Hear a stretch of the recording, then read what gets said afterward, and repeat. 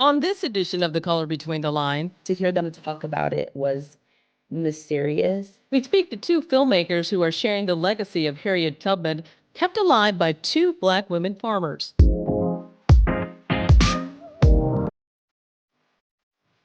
I'm Esther Dillard, chatting with writers, authors, and experts who offer an added perspective for listeners. This is The Color Between the Lines.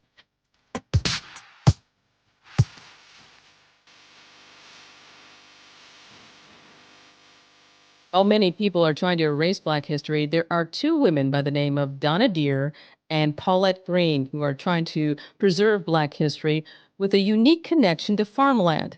The married couple bought the farmland in 1994. It was a land adjacent to Paulette's great great grandparents' farm. The special thing about this land, located on the eastern shore of Maryland, is that it once was the plantation where Harriet Tubman and her family lived as enslaved Africans. The women run the Mount Pleasant Acres Farm. It's a 111-acre plot. There they run tours of the land and grow food that they distribute to their neighbors in southwest Philadelphia. Filmmakers Charlene Griffith-Oro and Janine Cayambe-Oro both thought these women's story was so unique, they convinced them to let them create a documentary called The Aunties. It's now an award-winning short film featured on Black Public Media's online series, Afropop Digital Shorts. We talked about what inspired both of them to start the project. The Aunties is our love note to them as we witness them living lives that very proudly espouse the values of Harriet Tubman and their families' legacies. For me, The Aunties is about two Black gay women that are in stewardship of Black ancestral land that's connected to Harriet Tubman, Underground Railroad, and just the rich history overall of Maryland Eastern Shore. And yeah, I think what Charlene said, Love Letter, is really beautiful because of what it took to make this film and what it took for their lives. The main ingredient of all of that is love. How did you first encounter Donna and Paulette? And I guess what initially drew you to making this into a film? Well, I became an urban farmer at the age of 19. I helped start an urban farm here in North Philadelphia, and through that became a part of a network of Black farmers across the country. And I think not only did that journey and pathway really lead me to the Aunties, but I was also a, Harriet enthusiast and studied her, and not just the kind of surface part of her story, but the deeper parts of her story. So I think a lot of my purpose and journey also brought me to that land and that space, as well as meeting the Aunties. Aunt Donna tells us a story about when she was in the service and they came back to Preston to visit. And she looked at Aunt Paulette and said, I'm going to retire here. We're going to own a farm here. I'm going to retire on a farm here in Preston. And she says in 1994 that it was probably around now, it was winter time. There was a huge storm and they were passing by the land and saw a for sale sign being put up. She pulled around, told the person, I'll buy this property. What are you asking? And within a few days, they made the sale happen. To hear them talk about it was mysterious, and the way that they began to understand the history of the place was through the relationships that they were forming through just doing what they do the way that they do it, which is very community centric. It's very about, being in good, productive relationship with others. And so they were allowing college students to come to the land. They have friends who are historians. They were, you know, reconnected to more of the really beautiful community of Preston, of the entire Eastern Shore. Janine, what would you say in regard to, Harriet Tubman and her history and how Yeah, this all that's connects actually what I to was this? gonna add. Yeah. So Harriet was enslaved in Dorchester County by Brodus, and Brodus had a son-in-law that was a doctor, Anthony Thompson or Thomas Thompson. and Thompson. So that was the Thompson plantation. Her mother was enslaved there, and her father we know was free, and he was a logger, and he worked in that forest. And you know, Harriet would walk. It's about, I don't know how long, it's like a 20-minute drive, so maybe even 30-minute drive. So Harriet would walk to go visit her family on this plantation. And this land, when everyone says this is Harriet Tubman's ancestral land, this is where her family lived and was enslaved, and this is where she took her family out of enslavement. So this is the trip where she took her mom and one of her brothers, I believe.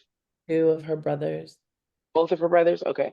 This is the trip where she took her mom and her brothers, not from where she took her first trip, to our understanding. And Brodus also used to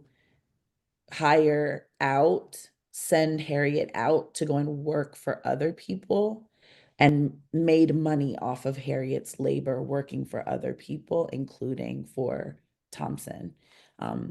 So yeah, the other notable thing about that trip that a lot of people know about now and often reference, because she left uh, that part of Maryland on Christmas Eve of 1854 and arrived in Philadelphia where we live, and her siblings are signed, well, her siblings are signed into the log at the anti-slavery office of William Still that was here in Philadelphia on December 29th. So it took them 4 days to cross from Maryland through Delaware and into Philadelphia. What do you ladies want the people who watch this movie, what do you want them to get from this film and to take away? I think there's so many different themes happening. So I'm just excited for people to be able to witness that a film was made about people like Aunt Paulette and Aunt Donna, as Aunt Paulette says, everyday people, because it's not just about those whose names you know. I think that I hope that people see themselves in many parts or in some parts of the tale and understand a little bit more about who who they can be as they live their lives with purpose, you know, because what we're seeing of them and how fantastic they always ask us, well, why did you want to do this? And why do people care about what we're doing? Tell me, explain this to me. And we're like, well, Auntie, you know, you all have done really fabulous things and have lived so truthfully, so honestly, so bravely. And they just say, well, we were just being ourselves. Uh, Love on your elders, and if your family has land, hold on to it. Truth. Get the cousins, pay the taxes, Pay the taxes, pay your taxes. pay the taxes on the land. Sometimes it'd be $100. The fact that they've been able to keep their family's land. Aunt Paulette's grandparents were born in the 1800s, 1880s. So she has land that goes that far back. And that's really inspiring to me. So I know it's not for everyone, and it's not the easiest, most thing to do to even call the cousins in the first place to get the money for the taxes. I understand. But if you have a little time and you got a little energy, save your family's land, especially Black. I guess the only question I had was why was it so why was it so important for them to acquire that land? Was there something that drew her to that land, those two to that land to say, we really want to get this particular 111 acres or whatever it is that Well, was it that was spot. connected to Aunt Paulette's great grandparents' land, and the and in the film, Aunt Donna says we it was like we were preparing for it our whole lives.